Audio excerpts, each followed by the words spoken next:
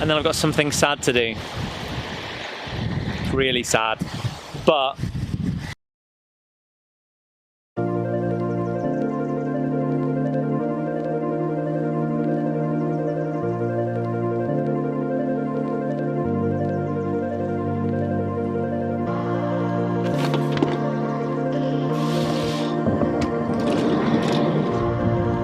gorgeous boy. Welcome everybody, Russ McDonough, aka the Nomadic Veteran, and coming to you all the way from Greece, baby. Yeah.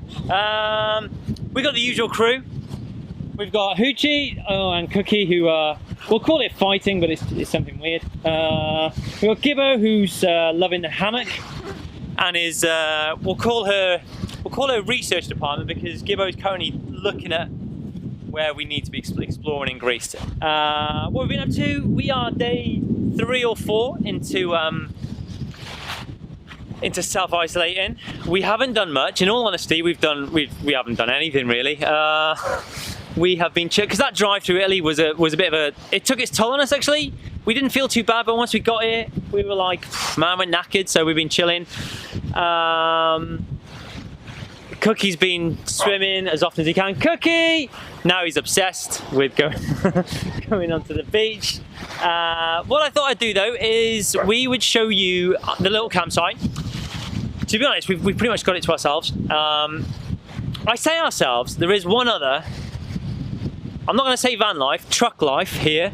A few of you guessed it, it is those trucking Celts. So there's Big Orange, also affectionately known as Olive. There you go.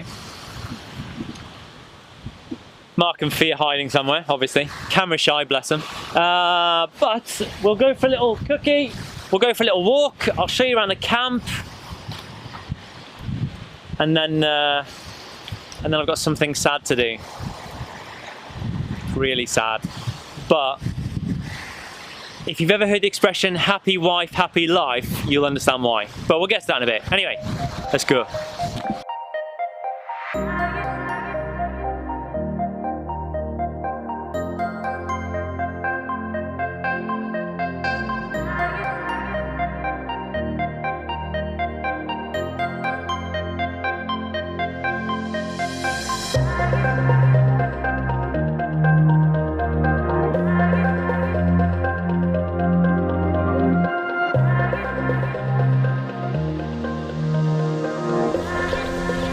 Just wanted to show you real quick. Obviously the campsite, yeah, it's a campsite. It's got the usual facilities. It's pretty good. But what we've really prof with actually is where we've managed to park up in the campsite. So it's out of season, it's dead. There's hardly anyone else here. Plus you've got the old Rona kicking by, or you know, everywhere. So the campsite is mega dead. And then what we did, along with those trucking Celts, is we moved right down to the bottom of the campsite, and it's hoofing. So I'll show you this. So it's what we managed to get here is like, it's like a square bit right down the bottom of the campsite. It's all fenced off, so that's awesome. We're obviously letting the boys off. So we can just open the door in the morning, the boys can go out for their wee. The beach is right there, but it's fenced off, so that's awesome, because basically otherwise Cookie would be down there night and day, 1 barking, 2 getting sandy. So yeah, we've really profed for a good little place to just kind of chill out for 7 days and just kind of get our energy back, because we were licked after that drive. But anyway, what I wanted to show you real quick actually was, we're in envy, I'm in envy really, of those trucking Celts, because they've just got it squared away. So what I'll do is I'll show you, they've set up camp, and they've got a mega camp going on down in the corner there. And I just wanted to, 1, let you say hello, or let them say hello to you on YouTube, because you'll be seeing more of them, and 2, have a look at their Gucci setup. So yeah, let's go, man. Here he is. Who's that? One half of those trucking Celts. What are you up to? Royal! Look at Royal. This! Oh, the sun, that's a terrible angle actually. I want to get your good side. There's the sun, that's a bit Royal, better. welcome back! Say hello to the YouTube family. Good to see you again, guys. Yeah, man. So let's do this. We've been self-isolating together for, what day are we on today? Oh, it's all going Pete Tong. 4 or 5 days. There we go. Oh, I'll just show you. Let's get some action stuff. So we wanted to come over and so you could do like a little tour of your, should we call it a conservatory? That's our outside living area. Outside living area. But when we got visitors. Which we've been round and it's mentally awesome. So take us round, man, take us round. Okay. Welcome to our little outside abode. So yeah, whenever we were anywhere for a couple of days or longer, if there's a bit of bad weather, if we need a bit of shade from the sun or I don't know, from the wind even, we get this up, give us a huge bit of outside space. That if it's a bit chilly at night, we can light the stove, get the candles going, have the ambience. Yeah, it's all cool. All cool. Come in. Awesome. So yeah, we've got a little wood burning stove here. Burns away nice, keeps the heat keeps in there. Obviously grading the wood, chopping the wood. As seen, yeah. As seen. Yeah, I say it just makes a fantastic spot or a fantastic space to get out of the weather, get out of the sun if we need to. Obviously that's not very often. But it means also we're completely self-contained. And what a view. And what a view. For when you want to sit down and... Doesn't get much better than that. Doesn't. It really doesn't. So what, in terms of moving forward, what are your guys' plans? Oh, right, okay. A 30-second overview of what your plans are. And go. Yeah. Okay, so we're gonna spend basically the next sort of almost 2 months now in Greece. Our 90-day European visa ends at the end of March, so we'll stay in Greece until then, and then the plan is to head into Turkey. I think we'll probably get 90 days in Turkey as well. So we'll do all of the 90 days in Turkey, and then from Turkey into Georgia into Armenia, back into Georgia and then into Azerbaijan, and then across the Caspian Sea to Uzbekistan, and then on east from there. Awesome. Yeah. Right, I'm gonna have to put you on the spot, dude, because we've had a few people, right, and they're saying, why aren't those trucking Celts got a YouTube channel? Explain, because you're shy. Come on, man. Shy. Don't tell me. Tell the people why you are not on YouTube. No, seriously, it was just when we first sort of planned, all of this, planned what we wanted to do. Obviously, we had big long conversations about where we wanted to be in terms of media presence. We've got our Facebook page and we've got an Instagram page, and to be fair, for us, that's enough. I mean, we're not naturally, want to spend our life in front of the camera. Great for us and all the other people. Guys. All the guys that want to do it, that's cool. But just for us, it was enough to do the Instagram and the Facebook. I mean, honestly, seriously, Russ, thanks for bringing us in on yours. It's great to be alongside the Nomadic Veteran and the Green Beret Coffee Company. Oh, I love it, yes. But yeah, no, that was enough for us. That was enough. We got enough on our plate, trying to keep the truck going and putting this up, taking this down. It's like the circus on the road. Yeah. And then on your Facebook and Instagram, what's the username? Those Trucking Celts. Easy. Those Trucking Celts. No excuses. Yeah. Find us. Anyway, I'm going to leave Mark to do it because I've got some more wood to chop. You've got a big night. I've got a big night. And the rugby's on. That's what I meant. That's the big thing. What else are we doing? What else wood. All right. And rugby. So I'm going to leave Mark, but how awesome is this setup, man? Yeah, I'll leave you to it. Appreciate that, Geezer. Cool guy. And right, we'll go back. I wanted to touch on something real quick. So after the last video came out, and it was about us obviously bombing through Italy and then catching a ferry over to Greece, quite a few people got in touch who were obviously planning their adventures for hopefully later this year, and they were like, Russ, give us a breakdown. How much did it cost you? How long did it take you? And all that good stuff. So first off, how long did it take us? We entered Italy on Thursday afternoon, late Thursday afternoon, and obviously we caught the ferry out of Italy on Monday evening. So that's 3 full days, and then obviously most of Monday was just getting our admin done, our COVID tests. And Thursday, like I said, we entered Italy late Thursday afternoon, and we basically drove for like 20 minutes and then found a little place to park up for the night. in terms of actually crossing into Italy, there was nothing. There was no border control. There was no like, stop, have you got any tests? Why are you coming into the country, etc. We literally crossed into Italy and we're like, okay. And then we just, like I said, we found a park up for the night and then that was it. We did print off our ferry tickets to prove that if we did get stopped that we were just transiting through Italy and we weren't planning on staying. So yeah, we had that ready to go just in case. In terms of cost, we did use the tolls most of the way purely because we were so far behind on time. We were like, we're never going to get there. And also, I think the other thing we have to always bear in mind is Cookie and Hooch. Like, they hate being sat in that cab. They can maybe do like an hour or two and they can get their heads down for a bit and they're kind of chill.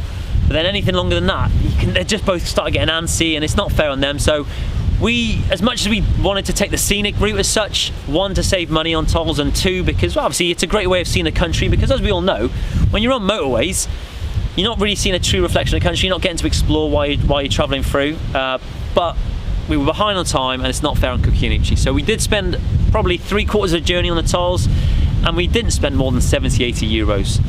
We were expecting to spend a small fortune on there and we were pleasantly surprised. So that's a mega profit. If you are planning on transiting through Italy, the toll roads aren't that expensive, so it's there if you need it.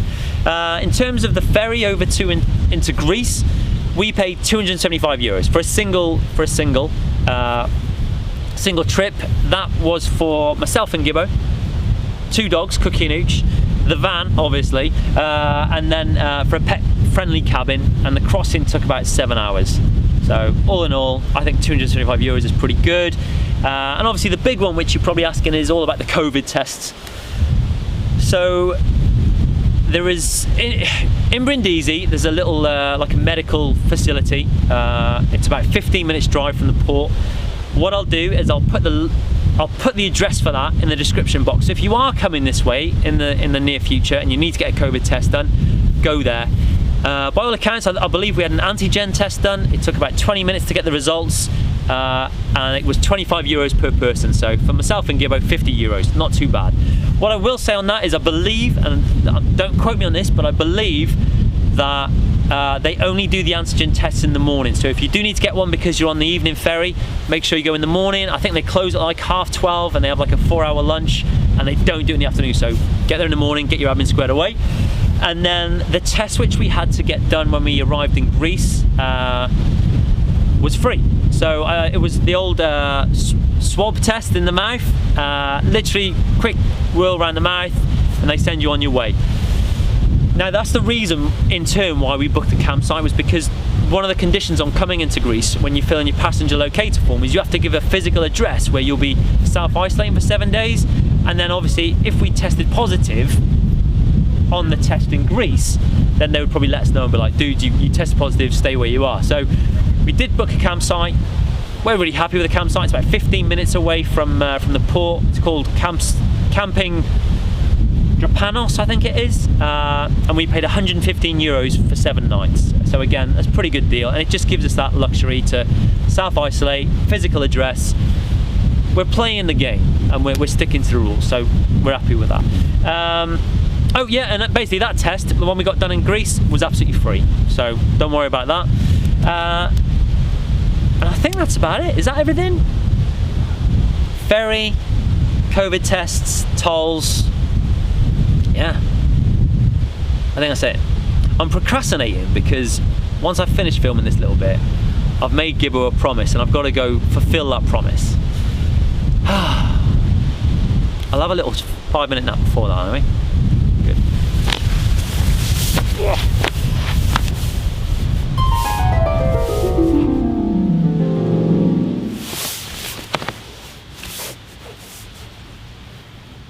Yeah, so this happened. What do we look like? What do you think? Basically, I don't take a very good care of my beard. Some of you even noticed. Gibbo particularly noticed, so yeah, it had to go. Although Gibbo has said that if I look after the next beard I have, I can keep it, so... But, yeah. I think this probably takes about, what, 20 years off me? Look like a 18, 19-year-old kid now. Happy days.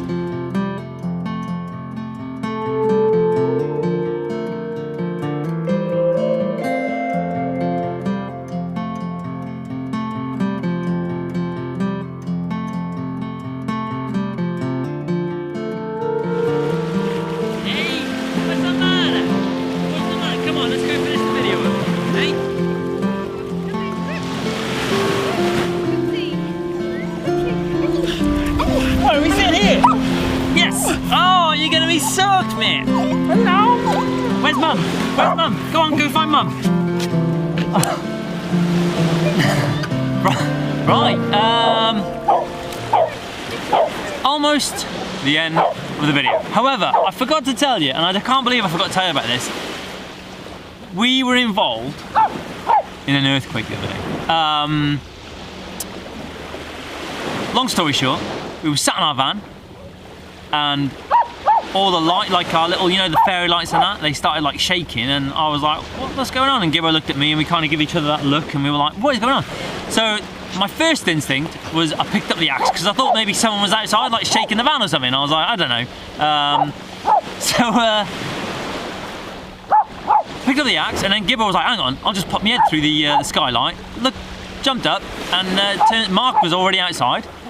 And then, so I jumped outside, and we were like, oh, strange thing, we just felt the van move, and he was like, yeah, us too. Turns out, we had a quick Google, and it was a 4.2 on the Richter scale earthquake, 19 kilometers away. So, pretty mental, actually. Yeah. Can't believe it. First time I've ever been involved in like a little earthquake. But anyway, I digress. We'll wrap the video up there. I felt the urge to tell you. Anyway, let's leave it there. Leave it there. Usual admin. If you enjoyed the video, thumbs up. If you'd like to share the video with friends and family, please do. If you'd like to leave a comment, and maybe your comment can be something like, have you been in an earthquake type thing? Or maybe far more seriously, what do you think? Does it take 20 years off me? Should I grow it back? I'd love to hear your thoughts on what you think. And then finally, if you want to continue watch, so basically we're finishing isolation on, I don't know why I look at my watch, on Tuesday. That's when we're going to start exploring Greece. So if you'd like to follow our adventures around Greece and then onwards, please subscribe to the channel, and yeah, good. Have a good week. Look at us.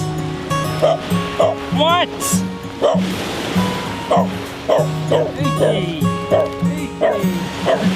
Hey.